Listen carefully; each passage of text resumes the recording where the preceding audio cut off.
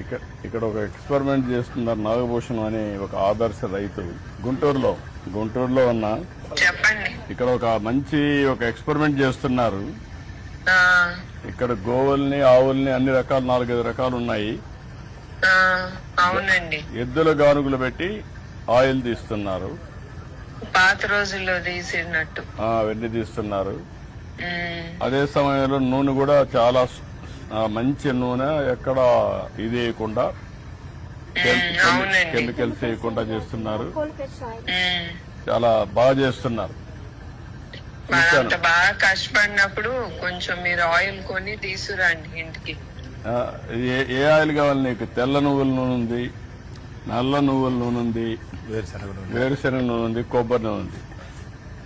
4 మంచియే. 4 తీసుకురండి. 4 తీసుకోరమంటావా? 4. ఓకే. 4 నువ్వు వాడతానంటే తీసుకొస్తావు. చాలా డిమాండ్ ఉంది ఇక్కడ. నేను వాడతాను. బికాస్ ఆ కోకోనట్ ఆయిల్, తర్వాత ఇక నువ్వుల నూనె అవన్నీ మంచివి కదండి ఈ ఆరోగ్యం. 3 ఓకే. వేరుశనగ వాడతావా? వేసన కూడా వాడతాం. ఓకే. ఎంత ఇది ఎంత? ఇది బిల్లు చూడమ్మా. రూపాయలు కొబ్బరి ఉంది సార్. కొబ్బరి నూనె నల్ల నువ్వులు నువ్వులు 800 రూపాయలు సార్. నల్ల నల్ల నువ్వులు నువ్వులు 800, వేరుశనగ 500. బిల్లు 500 బిల్లు ఏమ్మా? ఏంటి బిల్లు వేస్తే సార్ కష్టపడినందుకు డబ్బులు ఇవ్వండి. అది కాదు, ఎంత టెస్ట్ చేస్తాను.